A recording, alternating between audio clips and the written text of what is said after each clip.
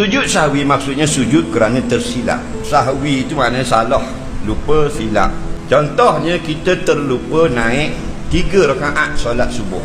Siapa yang semayang subuh 2 rakaat, wajib dia duduk tahiyat akhir ketika rakaat yang kedua.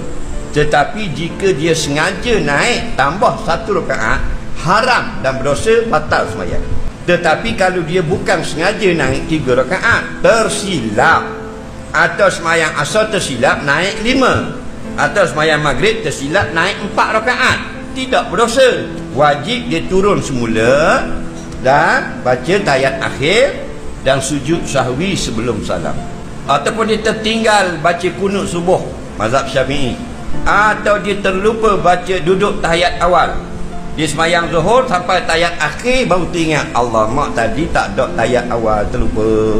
Maka sebelum salam sujud 2 kali. Niat dalam hati, aku sujud sahwi, cukup, sudah memadai. Sujud macam biasa, angkat kepala, duduk antara 2 sujud macam biasa. Sujud yang kedua macam biasa.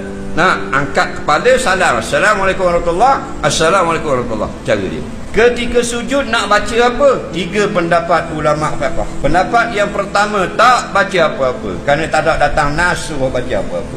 Pendapat yang kedua, baca macam sujud biasa, subhana rabbiyal a'la, subhana rabbiyal a'la. Betul juga pendapat ini. Pendapat yang ketiga, elok dibaca subhana man la yanamu wa la yashu, maha suci Allah Ta'ala, tidak lupa, tidak lalai, pun betul juga. Mana-mana satu pendapat yang kita nak ikut ini, semua betul dan boleh berlaku, tak payah berbalah. Duduk pula tu, ada pendapat mengatakan diam sahaja, kerana tidak datang dalam hadis apa bacaan.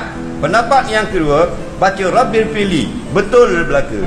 Dua-dua ni awak boleh ikut. Dua-dua ni ulama belaka, bukan netizen.